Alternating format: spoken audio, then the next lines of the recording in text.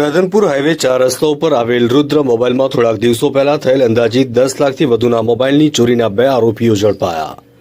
પાટણ જિલ્લાના રાધનપુર ખાતે આવેલ હાઈવે 4 રસ્તા ઉપર રુદ્ર મોબાઈલમાંથી ચોરીના 2 આરોપીઓ પકડી પાડી રાધનપુર ખાતે પાટણ એલસીબી દ્વારા 2 આરોપીને પકડી લાવી રાધનપુર ખાતે રુદ્ર મોબાઈલ ખાતે લઈ જઈ કઈ જગ્યાએ બેઠા હતા, કેવી રીતે તાળું તોડ્યું હતું, કેટલા મોબાઈલ લીધા હતા કે વિગતવાર તપાસ કરી હતી.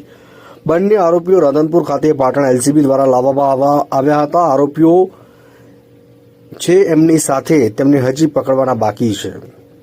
પકડાયેલા આરોપી એક રાહુલ નમોનાથ રામ દયાલ જેસવાલ રહેઠાણ બિહાર મોતીહરી, આરોપી નંબર 2 મોહમ્મદ નસીબ મોહમ્મદ બસીર મોહમ્મદ અમીન રહેઠાણ બિહાર, બંનેને પકડી પાડી રાધનપુર પાટણ એલસીબી દ્વારા લાવવામાં આવ્યા હતા.